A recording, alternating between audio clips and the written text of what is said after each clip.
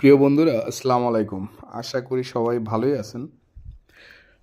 আজকের ভিডিওটা একেবারেই ডিফারেন্ট। আমি চেষ্টা করব যে আমার জীবনীটাকে তুলে ধরার, বিশেষ করে ফরেক্স কিভাবে এলাম, ফরেক্স ট্রেডিং থেকে কি শিখলাম, আমার প্রাপ্তি, এবং ফরেক্স ট্রেডিং করার কারণে আমার ব্যক্তিগত জীবনের প্রভাব এবং আমার প্রফেশনাল ক্যারিয়ারের প্রভাব, এগুলো সম্পর্কে ইন ডিটেলসে আলোচনা করব।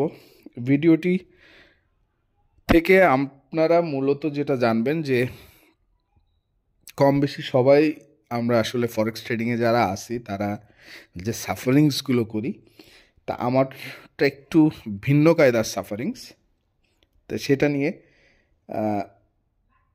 চেষ্টা করব যে আমি একেবারেই সত্যটা বলার। সত্যটা বলতে গিয়ে অনেক কিছুই বেরোয় আসবে। আশা করি যে আপনারা সেগুলোকে বিচার না করে এগুলো থেকে শিখার যে বিষয়গুলো সেগুলোতে ফোকাস করবেন। মানুষকে বিচার করা আসলে খুবই সোজা, বাট আশা করব যে এখান থেকে যে জিনিসগুলো শিখার এগুলোই আপনারা নেবেন। তো শুরু করি বন্ধুরা। তার আগে আমার পারিবারিক জীবনের একটা ব্যাকগ্রাউন্ড না দিলে আপনারা একটু অন্ধকারেই থাকবেন। আপনারা যারা আমার সাবস্ক্রাইবার আছেন, আমি মনে করি যে আপনারা আমার বন্ধুর মতোই, সেভাবেই আমি সম্বোধন করি। এবং আপনাদের যেহেতু লং টার্মে আমাদের একটা পরিচিতি দরকার, লং টার্মে আমরা যেহেতু অনেক কিছুই জানবো, বুঝবো, শিখবো, আপনাদের সাথে জড়িয়ে থাকবো, এই কারণে একেবারেই সত্যটাই বলার চেষ্টা করব। আর পারিবারিকভাবে যদি বলি, আমি খুব ভালো একটা পরিবার বলতে আমার ব্রোকেন ফ্যামিলি থেকে আমার ছোটোবেলায় আমার মা মারা যায়। এরপরে আমার মা মারা যাওয়া বলতে এটা সোজা বাংলায় বলতে জমি জমা নিয়ে মার্ডার হওয়া। মা এভাবে মার্ডার হন। এরপরে ওই এলাকায় পুলিশ আসে এবং আমাকে এতিমখানায় ভর্তি করে দেয় সিকিউরিটির কারণে, যে যারা আছে এরা হয়তো আমার ক্ষতি করতে পারে। আমি তখন অনেক ছোট, 1 বছর 1.5 বছর বয়স। তা আমাকে নিয়ে এতিমখানা বলতে এটা নর্মাল যে কোনো এতিমখানার মতো না, যে বাংলাদেশের যে টিন শেড এতিমখানা আছে ওরকম না। আমি একটি আন্তর্জাতিক সংস্থাতে ভর্তি হই, যেটার নাম হচ্ছে এসওএস। আপনারা যদি কেউ জানেন, বাংলাদেশের সব বিভাগেই এসওএস প্রতিষ্ঠানটি আছে এবং এটা মূলত আপনার অরফানেজ একটা প্রতিষ্ঠান এবং বাইরের ডোনেশনে চলে। তা যেহেতু বাইরের ডোনেশনে ইউরোপ, আমেরিকা এবং অন্যান্য দেশের টাকায় বা ডলারে চলে, ফলে প্রতিষ্ঠানটি অন্য অন্য আপনার এতিমখানা থেকে কমপ্লিটলি ভিন্ন। তা আমি সেখানেই মানুষ হই এবং সেখানে আমাকে একটা পালন করবে এরকম একটা মা দেওয়া হয়। সাথে আমার মতো এতিম যারা আছে, অন্য অন্য এতিমগুলো ওখানে এক করা হয়। এরকম 7-8 জন এতিম ওখানে আমার সাথে রেখে একটা ঘর তৈরি করে দেওয়া হয়। আমাদের এসওএস ঘর আছে, সেই ঘর এরকম আরও 16-17টা ঘর আছে। প্রত্যেকটা ঘরে এরকম 8-10 জন এতিম শিশু এবং তাদেরকে তত্ত্বাবধান করার জন্য একটা মা দেওয়া হয়েছে এবং এটা কমপ্লিটলি একটা ইনস্টিটিউশনাল সিস্টেমে চলে। ফলে প্রত্যেকটা শিশুর স্পন্সর থাকে এবং তাদের আর্থিক সহযোগিতা আসে বাইরে থেকে। মোটামুটি কোনো অভাব থাকে না আর কি। তা আমি আমার 16 বছর 17 বছর হওয়া পর্যন্ত আমি টেরই পাইনি যে আমি আসলে একটা এতিম এবং আমার বাপ মা নেই। তারা এত সুন্দর করেই আমাকে লালন পালন করছে। পরবর্তীতে যে আমি যখন টের পাই তখন আমি একটু ম্যাচিওর এবং আমি তখন বুঝতে পারি যে আমার আসল পরিবার এটা না, আমার আসল বাপ মা এটা না, আমার বাইরের জগতে একটা পরিবেশ পরিস্থিতি আছে। যাই হোক, এভাবেই আমি মানুষ হই এবং আমি কোনো অভাব বোধ করি নাই কখনো। আমি মোটামুটি সব কিছুই পাইছি, চাইতে না চাইতেই সব কিছু চলে আসছে হাতের দোরগোড়ায়, যখন যেটা দরকার এবং ইনস্ট্যান্ট সেটা পাওয়া গেছে। কারণ এখানে টাকার অভাব নেই, আমার স্পন্সররা টাকা দিয়েই রাখে। ফলে চাহিদাটা মিটিয়ে ফেলাটাই কর্তব্য থাকে আমাদের ইনস্টিটিউশনে যারা ডিরেক্টর থাকে তাদের। তবে ঝামেলাটা শুরু হয় যখন আমরা ইনস্টিটিউশন থেকে বের হয়ে বাইরের এই জগতে আসি। বিশেষ করে আমরা যখন বাংলাদেশের মতো এই পরিবেশে বাইরের এই স্ট্রাকচারে আসি, তখন প্রবলেমটা শুরু হয়। কারণ আমরা একটা ইউরোপিয়ান কালচার পাই। আমরা যখন আমি যে ইনস্টিটিউশন বা এতিমখানা যদি বলি বুঝতে সুবিধার জন্যে, যেখানে মানুষ সেখানে যে স্ট্রাকচার, এটা কমপ্লিটলি একটা ইউরোপিয়ান স্ট্রাকচার। আমরা সিরামিকের বিল্ডিংয়ে মানুষ হই, কিন্তু যখন ওখানে নিয়মটা হচ্ছে যখনই একটা ছেলে অ্যাডাল্ট হয়ে যাবে এবং তার অনার্সটা কমপ্লিট করার জন্য সে প্রোগ্রেস করবে, আই মিন ইন্টার শেষ করবে, অনার্সের দিকে যাবে, তখন তাকে সেই পরিবেশ থেকে, ওই প্রিমিস থেকে বের হয়ে বাইরে থাকতে হবে। এবং আমি অনার্স যখন শুরু করি তখনই আমাকে বাইরে, এই কারণেই বাইরে থাকা শুরু করতে হয়।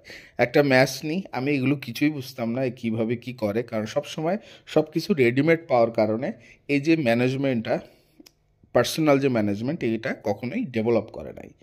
তা এর যে একটা ডিসঅ্যাডভান্টেজ, এগুলো বোঝা শুরু করি।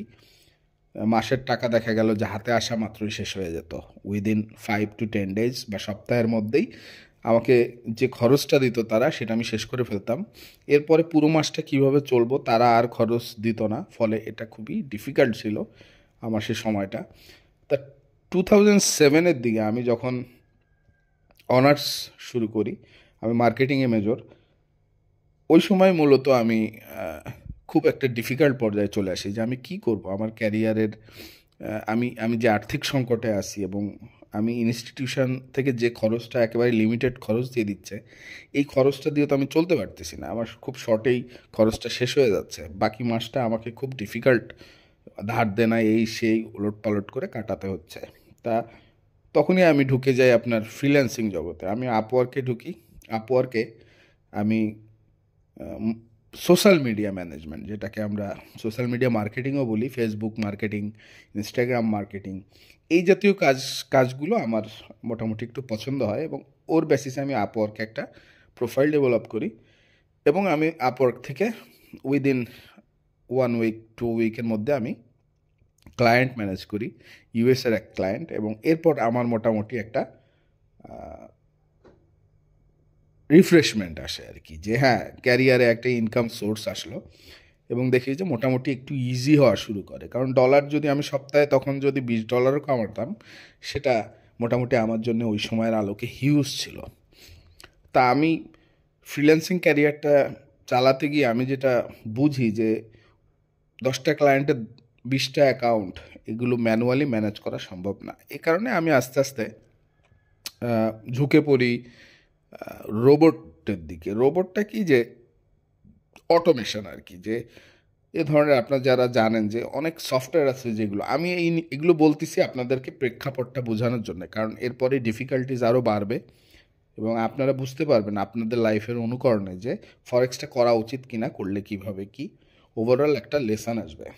তা আমি এরপরে রোবট ইউজ করি। রোবট ইউজ করলে আমার ব্রেনটা ওদিকে চলে যায় যে এভাবে যদি আমি রোবটেই ইনপুট দিয়ে আমি যদি অ্যাকাউন্ট ম্যানেজ করতে পারি, তাহলে আমি অনেক ক্লায়েন্ট ধরতে পারি। তা আমি ওই সময় ইনস্টাগ্রামে ফোকাস করি। ইনস্টাগ্রামের অনেক ক্লায়েন্ট ছিল, এতে করে আমার ইনকামটাও বেড়ে যায় এবং আমি রোবট দিয়েই প্রত্যেকটা অ্যাকাউন্ট ম্যানেজ করতাম। জাস্ট রোবটে ইনপুট দিয়ে রাখতাম, রোবটের মতোই লাইক করা, ফলো করা, আনফলো করা, আপনারা বুঝতে পারছেন, কমেন্ট করা, এগুলো অটোমেটিক করতো। তো এইভাবে আমার ইনকামটা বেড়ে যায়। কিন্তু যেটা হয় যে এর পরবর্তীতে ইনস্টাগ্রাম এই রোবটগুলোর পিছনে লাগে এবং ইনস্টাগ্রাম কোম্পানি এই রোবটগুলোকে ব্যান করার পিছনে আগ্রহী হয় এবং 2007-এর দিকে, 7-এর শেষের দিকে ওই রোবটগুলো সব ব্যান হতে থাকে। এতে করে আমরা যারা রোবট ইউজ করতাম তাদের অ্যাকাউন্টগুলো, যারা ওখানে যে অ্যাকাউন্ট দিয়ে আমরা রোবটে যে অ্যাকাউন্টগুলো দিচ্ছি, ইনস্টাগ্রাম অ্যাকাউন্ট, ওগুলো লক হওয়া শুরু করে। যেহেতু এগুলো আমার ক্লায়েন্টদের বিজনেস প্রোফাইল বা পার্সোনাল বিজনেস প্রোফাইল, ফলে এগুলো কিন্তু খুবই ডিসগাস্টিং একটা ইস্যু যে তাদের অ্যাকাউন্টগুলো লক হচ্ছে। এর ফলে আস্তে আস্তে আমি কাজগুলো হারাতে থাকি। তখনই আমার পরিচয় হয়, মোটামুটি আমি তখন ফ্রাস্ট্রেটেড হয়ে যাই। এছাড়া আমি অন্য কোনো কাজ আসলে কখনো শিখি নাই, যে পার্সোনালি এসএমএম করা বা অন্য কোনো কিছু করা যায় কি না, আমার ভালো লাগতো না আসলে। আর আমি নিজে একটা জিনিস যেটা করে আসছি, যেটা ভালো না লাগে ওই জিনিসটাতে আমি আসলে জোর দিতাম না। আমি যেটা ভালো লাগে ওটাতেই আসলে বেশি রিসার্চ করতাম। তা এই রোবোটিক বিষয়টা, অটোমেশন, এগুলো আসলে আমার ভালো লাগতো সবসময়।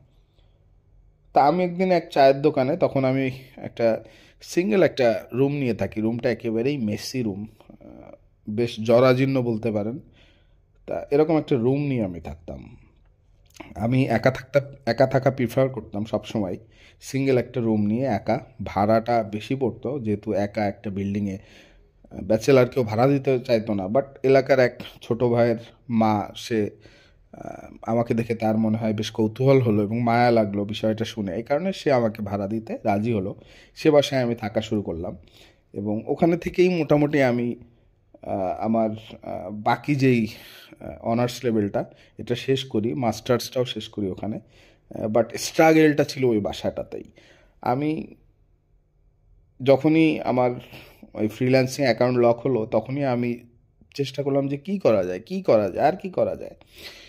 একদিন চায়ের দোকানে বসে আমার এক ছোট ভাই, খুব বেশি ডিস্টেন্স না আমাদের বয়সে, সে আমাকে বলল যে ওই রকম চার্ট দেখতেছিল মোবাইলে। আমি তখন দেখে খুব আগ্রহী হলাম যে বিষয়টা কী। তখন সে বললো যে ভাই এটা হচ্ছে এটাকে বলে ট্রেডিং, তা ফরেক্স ট্রেডিং। তা আমি বলি ফরেক্স ট্রেডিং কী? তখন সে আমাকে এই জিনিসটা এরকম বুঝালো।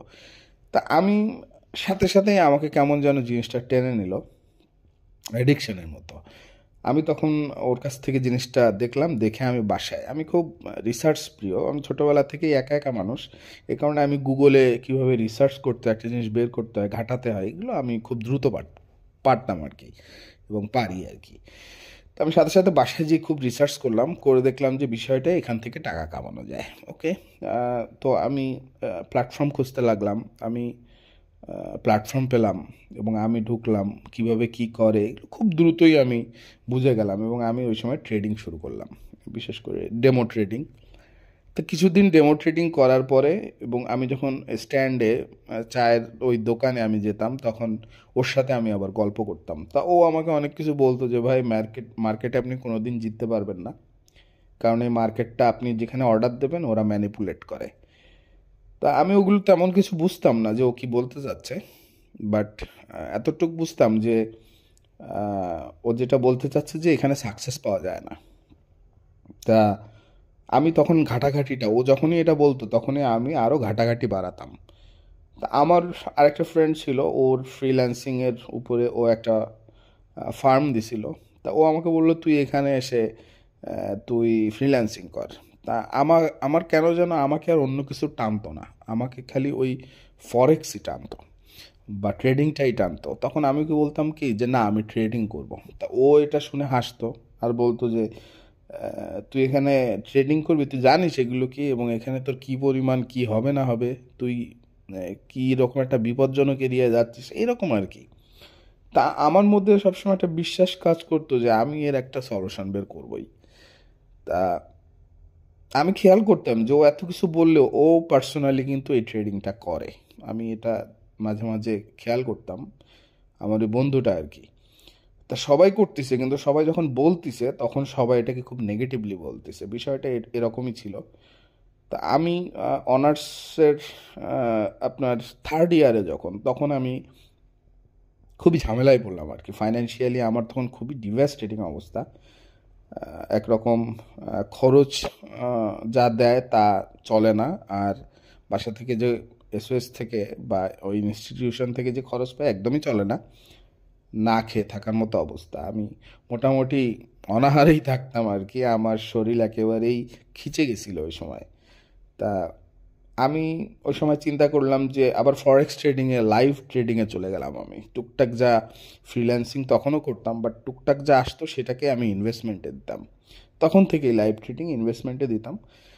তা থেকে আমি বলার মতো কোনো কিছু অর্জন করতে পারি নাই এবং আমার ফাইন্যান্সিয়াল যে একটা অবস্থা এটা আরও খারাপ হতে শুরু করলো আস্তে আস্তে। আমি তখন চিন্তা করলাম যে এইভাবে কি হচ্ছে, আমি তো কিছুই করতে পারতেছি না। ওদিকে ফ্রিল্যান্সিংও হচ্ছে না, ওদিকে আমি আমি সব কিছু দিয়ে আমার শরীরটাও নষ্ট হয়ে যাচ্ছে। তা আল্লাহ দিলে ওই সময় আমি একটা চাকরির সন্ধান পাইলাম, আপনার সরকারি চাকরিতে ক্যাজুয়াল লোক নিচ্ছে। তো সরকারি প্রজেক্টে ক্যাজুয়াল লোক, European funded organisation, European funded আপনার টাকা, সেখানে 400 কোটি টাকার প্রজেক্ট, সেই প্রজেক্টে লোক নিচ্ছে ক্যাজুয়াল। আমার যেহেতু কম্পিউটার স্কিল ভালো, আমি সাথে সাথে পরীক্ষা দিলাম এবং পরীক্ষা দিয়ে আমি ঢাকায় যে আপনার অ্যাপ্লাই করলে ঢাকায় যে আমাদেরকে ভাইবা দিতে হতো, ভাইভাতে তারা আমাকে নিল। আমার সেদিনটা এখনও মনে আছে, আমি যে কি খুশি হয়েছিলাম চাকরিটা হওয়ার পর। আমার তখন মনে হলো যাক একটা ইনকাম সোর্স আসলো, অ্যাটলিস্ট আমার যে ফাইন্যান্সিয়াল কষ্টটা এটা ঘুষলো কিছুটা। তা আসলেই তাই, চাকরিটাতে আমার ফাইন্যান্সিয়াল ইয়াটা রিকভার হলো। কিন্তু সমস্যা যেটা হলো যে ওই চাকরির বেশিরভাগ অর্থই আমি ইনভেস্ট করা শুরু করলাম। আমি থামলাম না আর কি।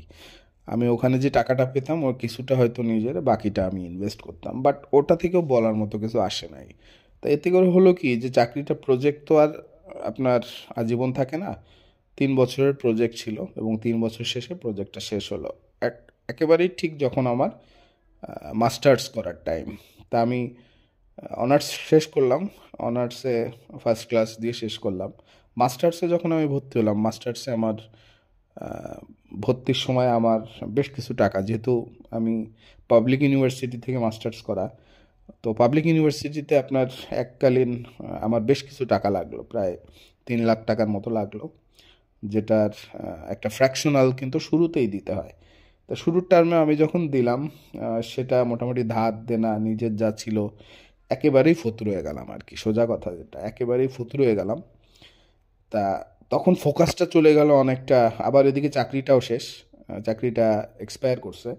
ফলে আমি একেবারেই দৈন্য দশা আর কি। আমার আমার ওই সময় একেবারেই না খেয়ে থাকতে হতো, বাট আমি এমবিএ ক্লাস করতাম এসি রুমে বসে, অথচ আমার বাসায় আমি জানতাম যে আমার এখন বাসায় যে আমার খাওয়ার কিছু নেই, এতটাই বাজে অবস্থা ছিল।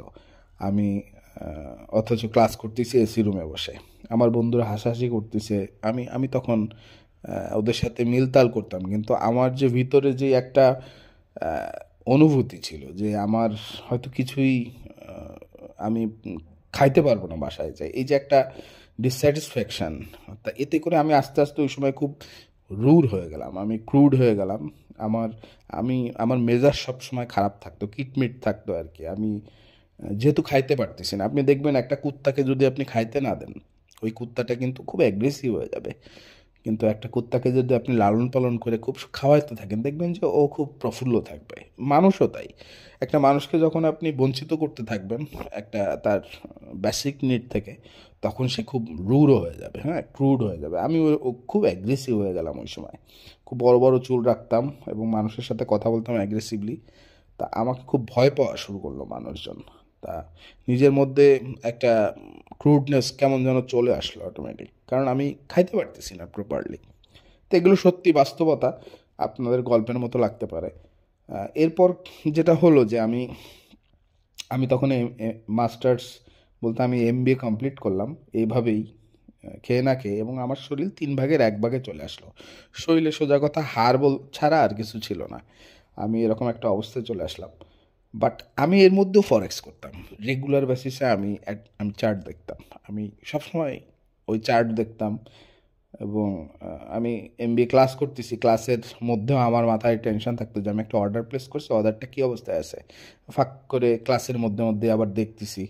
অথচ আমার বাসায় খাওয়ার কিছু নেই, এটা নিয়ে আমার কোনো টেনশন নেই, এতটাই আমি অ্যাডিক্টেড হয়ে পড়লাম ফরেক্সের পিছনে। তা ফরেক্স থেকে আমার প্রাপ্তির কিছু আসে নাই ওই সময়ও। আমি তখন প্রায় 2007 থেকে হিসাব করলে তখন প্রায় 4-5 বছর হয়ে গেছে, বাট আমি তেমন কোনো প্রাপ্তি ওখান থেকে নেই। তো এইভাবে চলতেছে। আমি এমবিএ কমপ্লিট করলাম, করার পরে সবাই বললো তুই চাকরি কর, তোর এই অবস্থা। বিশেষ করে বন্ধুবান্ধব বা টুকটাক যারা আশেপাশে ছিল, বন্ধুবান্ধবরা তেমন কেউ ছিল না আর কি, বন্ধুবান্ধব সব হারাই ফেলছি এতদিনে। আশেপাশে যারা দেখা গেল যে তারাই ছিল যারা আসলে সুবিধাভোগী, বিশেষ করে আমি একা থাকতাম, তারা আমার ফ্ল্যাটে এসে, আপনারা জানেন ব্যাচেলার লাইফে মানুষজন কি করে না করে, তো তারা ফ্ল্যাটে এসে দেখা গেল সেই সুবিধাটা নিচ্ছে। এইটা করতো যারা, তারাও আসলে সুবিধাভোগী হলেও তারা বলা শুরু করলো যে আপনি এত ব্রিলিয়ান্ট একজন, তা আপনি এক কাজ করেন, আপনি এই করেন, আপনি এই চাকরির জন্য ট্রাই করেন। বাট আমার ভিতরে না কেন যেন আমার কখনোই চাকরি বাকরি ভালো লাগতো না, আমি কখনোই চাকরি করতে আগ্রহী ছিলাম না। আমার আরেকজনের আন্ডারে চাকরি করা বা এই টাইপের কিছু আমি কেমন যেন নিতেই পারতাম না। এবং আমি সবসময় চাইতাম যে নিজে স্বাধীনভাবে কিছু করার, স্বাধীনতা রাখার নিজের উপর নিজের। তা এটাতে এতটাই আমি ওই সময় ছিলাম যে এই দিকটাতে এই রকম চিন্তা ভাবনায় যে আমি একেবারেই সব কিছু BDjobs.com যে আমি একটা সিভি আপলোড করে ওখান থেকে অ্যাপ্লাই করব, এই জিনিসটা আমার কাছে বিরক্তিকর লাগতো। আমি জানি না কেন। তো এর মধ্যেই আমি আমার একদিন খুবই ফেড আপ, MBA শেষ করছি, বাট বলতে পারেন যে প্রায় এক সপ্তাহ না খেয়েই আছি। এ সময় আমার এক ক্লোজ ফ্রেন্ড ঢাকায় থাকে, ওকে আমি নক করে বললাম যে বন্ধু আমার এই অবস্থা, তুই কি করতে পারিস দেখ।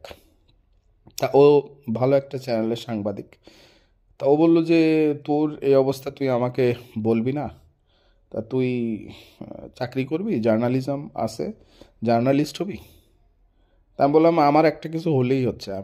তা ওই সময় আসলে আমার মাথায় যেটা কাজ করছে, সাবকনশিয়াসলি বা কনশাসলি যেটাই বলেন, আমার চিন্তা ছিল যে আমি খাওয়ার একটা সোর্স বের করতে হবে, যে আমাকে তো আমার শরীরকে বাঁচাইতে হবে। তা সেটার জন্য আমাকে এখন যদি মার্ডারও করতে হয়, তা আমাকে সেটা করতে হবে, এরকম একটা পজিশন। আপনাদের কাছে বিশ্বাসযোগ্য, ভাষ্যকর বা অবিশ্বাস্য মনে হতে পারে, বাট ওই সময় যে কন্ডিশনটা এটাই ছিল, আমি ওই রকম পরিস্থিতিতেই চলে গেছিলাম। তা ও আমাকে বললো আচ্ছা তুই ঢাকায় আয়, ঢাকায় আসলে আমি তোর একটা ইন্টারভিউর জন্য একজনের কাছে দিচ্ছি, তুই তার সাথে দেখা কর। তা আমি, বিশ্বাস করবেন না, আমি ঢাকায় চলে গেছি একেবারেই আমার পুরো এদিকটা ক্লোজ করে, বস্তা বালিশ সব নিয়ে প্যাক করে, আমার খুব বেশি জিনিসপত্র ছিল না, অল্প কিছু জিনিস, সেগুলোকে প্যাক করে আর কিছু জিনিস আমি ওখানেই রেখে গেছি, যেগুলো যা হোক তা হোক এই দিকে আমি আর ফিরবো না। বিশেষ করে আমার খাট, আমার একটা শোকেস, আলমারি, টুকটাক যেই জিনিসপত্র, এগুলো আমি অ্যাক্সেসরিজ আর নিয়েই নাই, যে এগুলোর হিসাব আমার দরকার নেই, এখানেই থাকুক, আমাকে এখন বাঁচতে হবে, এগুলোর টেনশন করার মতো সময় আমার কাছে নেই। তা আমি ব্যাগ নিয়ে চলে গেলাম, যে আমি যদি ঢাকায় যে চাকরিটা নাও পাই, আমি জানি না কি করব, আমি হয়তো পথে পথে ঘুরবো, বাট আমাকে একটা ওয়ে বের করতেই হবে। একেবারে অজানা উদ্দেশ্যে আমি রওনা দিলাম, সব গুছাই নিয়ে। আল্লাহর কি কৃপা, আমি শুক্রিয়া যে আমি যখন ঢাকায় গেলাম তারা আমাকে খুব পছন্দ করলো, আমার কথাবার্তা সব শুনে। বিশেষ করে জার্নালিজম সেক্টরে এত শিক্ষিত লোকজন আসে না, এটা হচ্ছে প্র্যাকটিক্যালিটি। তা ওখানে শিক্ষিত লোক আসে না, হুট করে তারা এরকম একটা এডুকেটেড MBA করা এবং মাস্টার্স করা, আমার ডবল মাস্টার্সের সাথে আমার MBAও আছে, ডবল মাস্টার্স বলতে পারেন। তা আমাকে তারা খুব দ্রুতই লুফে নিল। আমি শুরু করলাম চাকরিটা। তো ওটা আমার একটা ক্যারিয়ার টার্ন ছিল, বাট মনের মধ্যে ভিতরে আমি জানতাম যে আমি এটা করব না। আমার ভিতরে কাজ করতো যে আমি এটা করব না, আমি সাময়িকভাবে এটা করতেছি। আমি যদিও খুব ডেডিকেটেডলি কাজটা করতাম উপর থেকে, বাট আমার ওটা খুব বেশি ভাল লাগতো না আর কি। আমার বিশেষ করে মান সম্মানের লাগতো যখন আমার ওই রোড সাইডে আপনার ড্রেনের উপর বসে রিপোর্ট করতে হয়, সাংবাদিকতা এটা হয়, এবং একজনের জন্য অনেকক্ষণ চেয়ে বসে থাকতে হয়। ওই সময় মনে হতো যে আমি কি ফ্রিডম চাচ্ছিলাম আর আমি এখানে কি করতেছি, এই আমার ফ্রিডম। তা নিজেকে খুব খারাপ লাগতো আর কি, নিজের ছোট মনে হতো। আমি তখন আস্তে আস্তে তারপরে ওতে লেগেছিলাম। তা এরপরে আমার বন্ধুটা ও একদিন আমাকে বললো কি, দোস্ত তোরে আমি নিয়ে আসছি ঢাকায় তোকে আমার ব্যবসা দেখার জন্য, তুই আসলে শোনেন, আপনি যদি বিবাহিত না হন আসলে আপনি বোকা। এটা আমি বুঝলাম ওই সময়, যে আপনি বিবাহিত না হলে আপনাকে মানুষজন যা বলবে সেটাই আপনার বিশ্বাসযোগ্য মনে হবে, কিন্তু আপনার যদি একজন কেউ থাকে, একটা ফ্যামিলি থাকে, বা আপনি বিবাহিত হন, তখন হয় কি যে আপনি ডিসকাস করতে পারেন, তারা আপনার ভালো মন্দটা একটা পরামর্শ দিতে পারে। কিন্তু আমার কেউ না থাকাতে আমার কোনো ধরনের কোনো ওই সময় বিবেচনা যে করবো আরেকজন যে আমাকে পরামর্শ দিবে, এই টাইপের কিছু ছিল না। আমি নিজে যেটা বুঝতাম সেভাবে আমি করতাম আর কি। তা ওই সময় আমার ফ্রেন্ড বললো তুই আমার ব্যবসাতে আয়, তুই জার্নালিজমে আমি খুব ভালো ছিলাম বলতে অ্যাটলিস্ট আমার খাওয়া দাওয়া এবং থাকা, ঢাকায় 6 তলায় থাকতাম, লিফটে করে উঠতাম নামতাম, ওভারঅল ইয়া ছিল। কিন্তু রিপোর্টিং করা বা ওই পাপনের পিছনে দৌড়ানো, ওই প্লেয়ার আসতেছে এয়ারপোর্টে সাথে সাথে দৌড় দিয়ে চলে যাওয়া, এই যে একটা আনসার্টেনিটির উপরে ফ্রিডম নষ্ট করা, এবং বস সবসময় দৌড়ের উপর রাখতো, এই জিনিসটাতে প্যানাক্সি ছিল। এরপরে ও আমাকে ওর মাছের ফ্যাক্টরিতে নিয়ে গেল, নিয়ে বললো যে এখানে তুই আমার জেনারেল ম্যানেজার তুই এখানে চাকরি কর। তা ছোট একটা রাইজিং কোম্পানি, তার স্টার্ট আপ, বাট ওর অনেক উচ্চাকাঙ্ক্ষা যে আমি এই করব ওই করব। কিছু সে ফ্যাসিলিটিও ডেভেলপ করছে, বাট একেবারেই স্টার্ট আপ পর্যায়ের। তা যেহেতু আমাকে ঢাকায় নিয়ে আসলো, আমার মাথায় ওই সময় কাজ করলো যে ওর কথাটা তো রাখতে হয়, যেহেতু ওই আমাকে অ্যাটলিস্ট আমার ওই আমি যে গুহার মধ্যে ছিলাম সেই গুহা থেকেও আমাকে উঠায় আনছে। তা আমি ওর কথায় আমি ওর ফ্যাক্টরিতে গেলাম, কিন্তু ওখানে যে দেখলাম যে আমাকে ওই 4টার সময় মাছের গাড়ি কারওয়ান বাজারে মাছ ফেলতিছে, ওই ট্রাক এসে মাছ ফেলে থুয়ে যাচ্ছে, ওই মাছটা টাইনে আমাকে বাড়ি আইনে ওটাকে শর্টিং করে ফ্রিজ আপ করে, এবং পরের দিন আবার সকাল হলেই কম্পিউটারে বসে সোশ্যাল মিডিয়া মার্কেটিংও করতে হচ্ছে। Overall that's a huge pressure, huge pressure. তা শরীরের উপর দিয়েও যাচ্ছে, মনের উপর দিয়েও যাচ্ছে, এবং আমি ওখানে যে ঢাকায় বুয়াদের হাতে রান্না খাচ্ছি এবং আমার আলসার হয়ে গেল আর কি।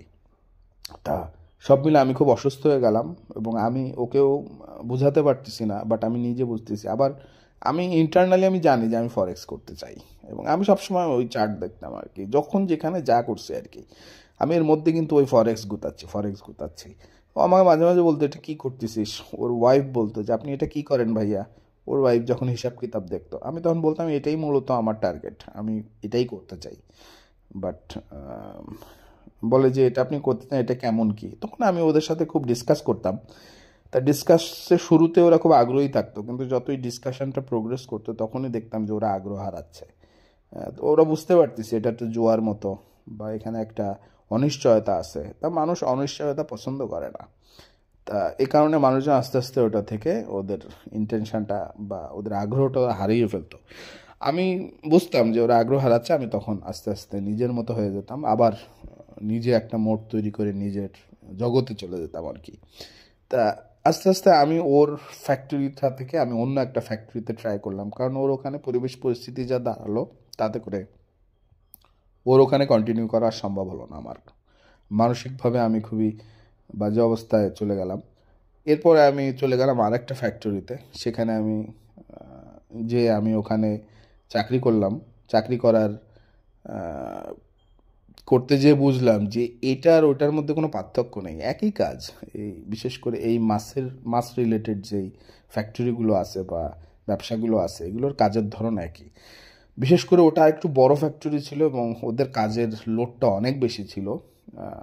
ওদের বিশেষ করে ডেলিভারি চেইনটা ম্যানেজ করাটা ছিল আমার জন্য খুবই চ্যালেঞ্জিং। প্রায় 25-30 জনের মতো ডেলিভারি ম্যান ঢাকা শহরে ডিসপ্যাচ করা, এবং তাদের বিভিন্ন ধরনের সমস্যা, এবং মাছের যে আড়ত ওটা ছিল আরও অনেক বড়, ওদের স্টকটাও অনেক বড়, ফলে যত বড় স্টক তত বেশি ম্যানেজমেন্ট।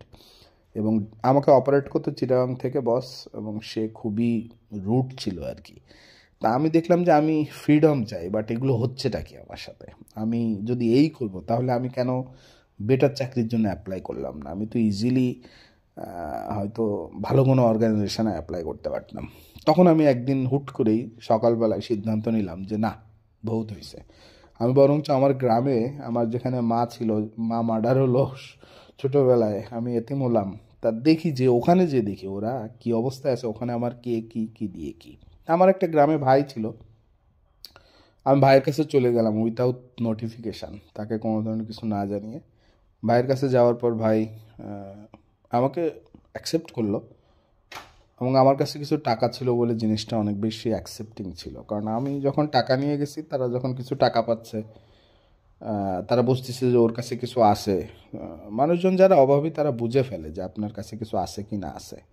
ওই বুঝাতেই তাদের বুঝটা থাকে, এবং তারা ওই বেসিসেই আপনার সাথে একটা বিহেভিয়ার করে, ব্যবহার করে, আচরণ করে, যেটা সাময়িক, যেটা লং টার্মে সাস্টেনেবল না।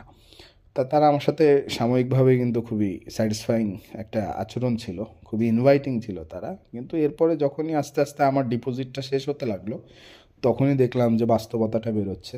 তারা কি পছন্দ করতেছে না, কোনটা কি, এটা আমি বুঝতেছি। আমি সবসময় এর মধ্যে আবার ওই ফরেক্স নার্চারিং করতাম। আমি ইন্ডিকেটার ট্রেডিং, বিশেষ করে আমি মোবাইল দিয়ে সবসময় এই ট্রেডিংটা দেখতাম। আমাকে বলতো যে তুই এগুলো কী করিস, এটা কি। তা বুঝতো যে ওই জিনিসটা পছন্দ করে, অ্যাটলিস্ট এটা বুঝতো।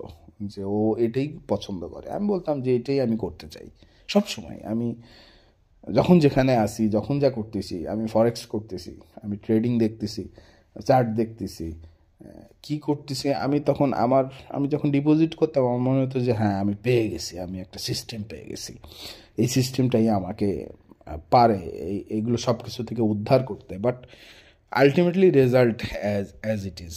আমার কিছুদিন ভালো হতো, তারপরে আপনারা যেই প্রবলেমগুলো ফেস করেন আর কি, কিছুদিন ট্রেড করতাম, ভালো হতো, এবং আস্তে আস্তে আস্তে আস্তে এটাকে হারাই ফেলতাম। অথবা রিভেঞ্জ ট্রেডিং করতাম, অথবা ইমোশনের বেসিসে অনেক বড় লট সাইজে ট্রেড দিতাম, এর ফলে আস্তে আস্তে জিনিসটা হারাই ফেলতাম। আবার টপ আপ করতাম, যে কোনোভাবে হোক টাকা টপ আপ করতাম, আবার একই সিস্টেম, একই রোটেশন চলতেছে, বারবার বারবার বারবার এরকম হচ্ছে। তা বুঝতে পারতাম না যে কি এগুলো, মানসিক কি সমস্যা, এটা কেন হচ্ছে, আমি একটা সিস্টেমে কেন স্টিক করতে পারতেছি না, আমি কেন। তা কিছুদিন একটা সিস্টেমে স্টিক করার পরই মনে হতো যে আল্লাহ, এটা তো হবে না, নতুন একটা সিস্টেম নেই। তো এইভাবে সবসময় এই হতো আর কি। কিছু টাইম আবার ইনকাম করতাম, তখন টাকাটা বের করতাম, খুব খরচ করতাম।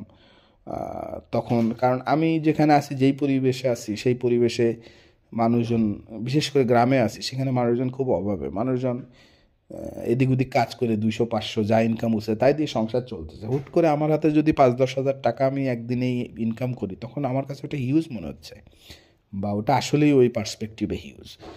তা আমি তখন খুব ইন্সপায়ার্ড হতাম, তখন আরও বলে বেড়াতাম, যেটা এখন আমি ফিল করি, এবং 2 দিন পরে আবার দেখতাম যে আমি হারাই ফেলতেছি। তো এইভাবেই চলতো। এর মধ্যে আমি গ্রামে আমাদের সবচেয়ে বড় লোক আর কি একজন, উনি মালয়েশিয়া থেকে আসা, ওনার গ্রামে বিল্ডিং বাড়ি টাড়ি করা, তার সাথে আমার একটু আলাপচারিতা হলো। আমি আমার নিজের ফায়দার জন্যই, যে আমি গ্রামে বসে আছি, আমার অর্থও তো শেষের দিকে, তাহলে এখন কি করা যায়, তখন আমি তার সাথে বেশ, আপনারা দেখতেছেন যে বেশ একটা আমি এক্সপ্লোর করতেছি সব কিছু। আমি পার্টিকুলারলি কোথাও কিন্তু স্টিক করি নাই কোনো ফিল্ডে, শুধু ওই ফরেক্সটাকেই আমার সাথে রাখছি সবসময়, এবং আমি চারিদিকটা এক্সপ্লোর করে বেড়াচ্ছি। বেশ একটা আনসার্টেন একটা বিষয় কিন্তু এটা। তা আমি তাকে বললাম যে ভাই, আমি আপনার ব্যবসায় বসতে চাই। তার কনস্ট্রাকশন বেস ম্যাটেরিয়াল বেচার ব্যবসায়, ইট বালু সিমেন্ট এই সেই, তা টাকাও আছে তার। তা সেভাবে আমি তার ব্যবসায় গেলাম, কিন্তু সে খুব যৎসামান্য। আমি দেখলাম সে ব্যবসায়ী হিসেবে আসলে ভালো, কারণ সে কর্মীদেরকে খুব কম দেয় এবং খাটায় নেয় আর কি, ম্যাক্সিমাম খাটায় নেয়, পেমেন্ট দেয় খুব কম। তা আমাকে সেভাবে সে খুব কম পেমেন্ট দিত, বাট আমার থেকে সে পরিশ্রমটা নিয়ে নিত। তা বাট তার সাথে একটা আন্তরিকতা ডেভেলপ করলো। সে বললো যে তোকে দিয়ে আমি একটা ব্যাংক আনাবো, আমি একটা এজেন্ট ব্যাংক নিব, তুই এজেন্ট ব্যাংকটা চালাবি, এবং ওই ব্যাংকটা তুই করবি। তা এইভাবে আমাকে দিয়েই সে দেখলো যে এর মেধা আছে, একে দিয়ে যদি আমি আগাই, প্রোগ্রেস হবে দ্রুত। তা আমি ঢাকায় যেয়ে আলোচনা করে আমরা এজেন্ট ব্যাংক আনলাম। সেই ব্যাংকে ম্যানেজার হিসেবে আমি ম্যানেজারই করলাম বেশ 1 বছর, 1-1.5 বছর করার পরে আমার আমি যেহেতু এখানে তার আন্ডারে, বাট ব্যাংক কী করে, ব্যাংক একজন লোক দেয় ওই ব্যাংকটাকে মনিটরিং, ওই এজেন্ট ব্যাংকটাকে মনিটরিং করার জন্য। তা আমার উপরে যেই লোকটা আসলো, সে আসলে একাডেমিক্যালি আমার থেকে বেশ উইক, বাট সে আমার বস, বিকজ সে ব্যাংকের থ্রুতে আসা। ফলে সে আমাকে অনেক ধরনের ইনপুট দিত, যেগুলো আমার কাছে মনে হতো যে এর এই স্কিলই নেই, অথচ আমার উপর তদারকি করতেছে, আমাকে বস আপ করতেছে। আমার তখন নিজেকে আবার ছোট মনে হওয়া শুরু করলো। আমি তখন ওই চাকরিটা ছেড়ে দিলাম। ছেড়ে দিয়ে আমি ইতিমধ্যে যেটা হলো যে আমি একটা বিয়ে করলাম। বিয়েটা বেশ আনসার্টেন এবং একেবারেই অর্গানাইজ ছিল না, হুট করেই একটা মাধ্যমের থ্রুতে বিয়ে করা, এবং আমি খুব ইমিডিয়েট একটা সিদ্ধান্তের মাধ্যমে বিয়েটা করে ফেললাম। তো বিয়েটা করার পর সব কিছু কেমন যেন একটু গোছাতে শুরু করলো আর কি। কারণ বিয়ে করলে হয় কি, যে একটা সিদ্ধান্ত ভাগ করার একটা লোক আসে। তা বিবাহিত জীবনে আসার পর আমার যেটা হলো, আমি গত 2 বছর হলো বিয়ে করছি, এবং বিশেষ করে তার আগের 1 বছর, গত 3 বছর ধরে আর কি আমার মধ্যে একটা মানসিকতার পরিবর্তন আসলো আর কি। আমি যেটা বুঝি যে পরিবর্তনটা কীরকম, যে ট্রেডিংয়ে আসি এত বছর একটা এক্সপিরিয়েন্স হলো, এবং সেটা থেকে আমি এখন যেটা করতে পারি, আমি হায়ার টাইম ফ্রেমগুলোতে স্টিক করতে পারি, যেটা আমি আগে পারতাম না। আগে আমি মনে করতাম যে ওই 4 ঘন্টা ধরে অপেক্ষা করা, বা ডেইলি চার্টে অপেক্ষা করা দিনের পর দিন, তারপর একটা আসবে অপরচুনিটি, এবং সেটা নেওয়ার পর যদি এটা লস হয় তাহলে আমার এতদিন বৃথা, এতদিনের যে আমার পরিশ্রমটা ওটার পিছনে এটা বৃথা। তা বা ওটার জন্য মানসিকতাই ছিল না। আমি চাইতাম যে খুব দ্রুত এখনই টাকা কীভাবে বের করা যায়, এখনই ইমিডিয়েট আমার টাকা লাগবে, এখনই ইমিডিয়েট আমি ট্রেড করে টাকা বের করব, এরকম একটা টেন্ডেন্সি আমার মধ্যে আগে ছিল, যেটার কমপ্লিট একটা পরিবর্তন আসলো। এবং আমার ওয়াইফ, উনিও চাকরি করেন, এই কারণে জিনিসটা আরও বেশি ইজি হলো। কারণ আমি যদি নিজে আমার আমার আমার উপরেই সব থাকতো, সেটা হলে জিনিসটা আরও ডিফিকাল্ট হয়ে যেত, এবং টাকাটা ইমিডিয়েট দরকার হতো। তাহলে হতো কি, আমাকে ইমিডিয়েট কিছু করতে হতো, ওই ইমিডিয়েটের বেসিসে আমাকে স্ক্যাল্পিং করতে হতো, এটা হচ্ছে মূল কথা। কিন্তু আমি যখন দেখতেছি যে না, ওই প্রেশারটা অ্যাটলিস্ট নেই, তখন আমি কিন্তু আর ইমিডিয়েট আমার বিষয়টা থাকলো না, আমি কিছুটা লং টার্মে ফোকাস করার ইয়াটা আসলো। এবং এই জীবনে আসলে হয় কি, যে আমার বিবাহিত জীবনে যেটা হয়, যে আপনার বিয়ে করার পর আপনার একটু লং টার্ম বেসিসে করার জন্য, আপনার চিন্তা করার জন্য আপনার লাইফস্টাইলটাও ওরকম হয়, কারণ আমার তাকে সময় দিতে হয়, এটার একটা বিষয় আছে। ওকে, এবার আমি যেটা করলাম, যে আমি অ্যাপ্লাই করা শুরু করলাম। ও আমাকে শুরু থেকে ফোকাস করতো, তুমি অ্যাপ্লাই করো, এই করো, ওই করো। এইভাবে আমি অ্যাপ্লাই করলাম, এবং আল্লাহ দিলে ব্যাংকে আমার একটা অফার লেটার আসলো। আমি সেখানে গেলাম, এবং সেটা আপনার ওরকম কনভেনশনাল না, যে আপনার ওই জাতীয় জব না, বাট স্টিল যে টাইপের job, that is very handsome, এবং একটা রিল্যাক্সেশন আছে। সেভাবে আমি ক্রেডিট সেকশানে আমি অ্যাপ্লাই করলাম, এবং সেখানে আমার চাকরি হলো, বিশেষ করে লোন দেওয়া নেওয়া এই টাইপের। তা আমি শুরু করলাম আর কি, আমার অডিট করতে হয় বিভিন্ন ফার্ম, এবং তাতে লোন দেওয়া, এই বিষয়গুলি আমার মূলত আমার হাতে, এবং ক্রেডিট সেকশনটাকে দেখভাল করা। এবং পাশাপাশি আমি গত 2 মাস মোটামুটি এই যে বিষয়টা এটার, এবং পাশাপাশি গত 2 বছরের উপরে, বিশেষ করে গত 2 বছর বলতে গত 3 বছর, আমি মোটামুটি সাস্টেনেবলি একটা প্রফিটেবল একটা সিচুয়েশানে আসছি। এবং নিজের যে সাইকোলজিটা, এটাকে মোটামুটি আমি এখন বুঝি, যে আমি আগে কি করছি না করছি, কেন করছি। আমার যে একটা ইমিডিয়েট একটা টাকা পাওয়ার যে একটা চাহিদা ছিল, ওটা কিভাবে আমাকে স্ক্যাল্পিংয়ে বা দ্রুত টাকা নিতে বা বের করতে উৎসাহিত করছে, এবং ওটা কেন এখন উৎসাহিত, বা ওইভাবে আমার মন মানসিকতা এখন কেন নেই, আমার মন মানসিকতা চেঞ্জ হওয়ার কারণটা কী, তা এগুলো সব কিছু থেকে আপনাদেরকে আমি একটা সারমর্ম দিয়ে আমি শেষ করব। সেটা হচ্ছে যে আপনি ট্রেডিংয়ে আসতে গেলে আপনাকে প্রথমত খোয়াতে হবে, শিখতে হবে। বাট আপনারা যারা নতুন, আমি আছি, আমার কথা শুনে হলেও আপনাদেরকে আমি একটা জিনিস বলি, আপনারা যদি কেউ ডেসপারেট হন আপনাদের লাইফে, যে আমার এখনই টাকা দরকার, আমাকে ইমিডিয়েট টাকা বের করতে হবে, এই কারণে আমি এখন ট্রেড করতেছি, আপনি আপনি হারাবেন, আপনি পারবেন না। আপনার এই ব্যবসাটা এরকম না, কারণ আপনার একটা সিস্টেম নিতে হয়, সিস্টেমের বেসিসে ট্রেড করতে হয়, সিস্টেমটাতে একটা উইনিং পার্সেন্টেজ থাকে, তার মানে আপনার হার হবেই। এবং আপনি 10টা হারছেন বলে পরেরটা জিতবেন, এরকম কোনো কথা এখানে নেই, বা 10টা জিতছেন বলে পরেরটা হারবেন, এটারও কোনো কথা নেই। এখানে প্রত্যেকটা ট্রেডই নতুন, প্রত্যেকটাই আপনার একটা পসিবিলিটির উপরে আপনি ট্রেড করতেছেন, তাতে করে সব ট্রেডই লাভ হতে পারে, লস হতে পারে। তো ম্যানেজমেন্টটা মূল হচ্ছে যে আপনি একটা ট্রেড লাভ হলে কতক্ষণ ওটাতে লাভ নিচ্ছেন, কত বড় করতেছেন, এটাই হচ্ছে মূল একটা কারিশমা। যারা দেখবেন যে ট্রেডে সাকসেসফুল, তারা এটাই করে। তা এটার জন্য আপনার দরকার হবে, আপনার ফাইন্যান্সিয়াল একটা ব্যাকআপ দরকার। আপনি ফাইন্যান্সিয়ালি যদি ব্যাকআপ নিজেকে না থাকে কোনো, বা না দিতে পারেন, তাহলে কিন্তু আপনি আপনি আমার কথাটা শুনলেন, আমার জীবনীটা শুনলেন, আপনি কিন্তু এর থেকে এরকম একটা বাজে একটা সিচুয়েশানে বা এর থেকে বাজে একটা সিচুয়েশানে পড়বেন, যেখানে আপনার সব হারাবেন, আপনার সব কিছু চলে যাবে এবং আপনি লাইফে হতাশ হয়ে যাবেন একেবারে।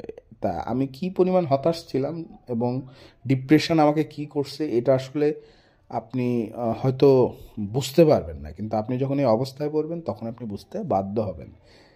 তা আমি চাই না যে আপনারা কেউ এরকম সিচুয়েশানে পড়েন। এই কারণে আমি বলবো যে কনভেনশনাল, আপনি যদি ফ্রিডম চান that is good, but conventional যে চাকরি আছে এটাকে আপনাকে করতেই হবে। আমি যেটা করি নাই, কনভেনশনাল চাকরি আমি যদি আগে থেকে স্টিক করতাম একটাতে, তাহলে এটা আরও বেটার হতো। কারণ একটা কনভেনশনাল চাকরি আপনাকে যেটা করে যে আপনাকে একটা ইনকাম সোর্স কনফার্ম করে, যে ইনকাম সোর্সটা আপনার দরকার। আপনার ইনকাম সোর্সটা যদি সবসময় থাকে তাহলে দেখবেন যে আপনি এখানে অত বেশি প্রেশার দিতে হবে না আপনাকে। আপনি যদি ট্রেডিং করেন, আপনার ট্রেডিংয়ের প্রতি অত বেশি প্রেশার থাকবে না। এবং রিস্ক ম্যানেজমেন্ট একটা বিষয়, যে ইমোশনাল হয়ে আমরা অনেক বড় বড় লট সাইজ দিই, এটা তো হবেই। আসলে আপনি কেন মনে করতেছেন এটা হবেই? এটা যে প্রফিটেবল হবেই, এটা আপনি হয়তো অনেক কিছু দেখে বুঝতেছেন বা মনে করতেছেন, কিন্তু ট্রেডিং আসলে কেয়ার করে না, মার্কেট কেয়ার করে না। মার্কেটে প্রত্যেকটা ট্রেডের আপনার ভ্যালু একই, প্রত্যেকটা ট্রেডই একেবারেই ইন্ডিপেন্ডেন্ট ট্রেড এবং সেই ট্রেডের রেজাল্টটাও ইন্ডিপেন্ডেন্ট। তা কোনো একটা ট্রেডকে আপনি একেবারে আত্মীয় বানায় ফেলে ওই ট্রেডটার উপরে অনেক বেশি ফোকাস করে আপনি অনেক বেশি টাকা যদি ওই ট্রেডে ঢালেন, এতে অনেক বেশি ক্ষতি হওয়ার সম্ভাবনাই 90% বেশি। ফলে আপনাকে রিস্ক ম্যানেজ করাটা শিখতে হবে আগে, যে আমি প্রত্যেকটা ট্রেডে একই রকম রিস্ক দিতে দিতে দিতে দিতে কীভাবে আগাতে পারি।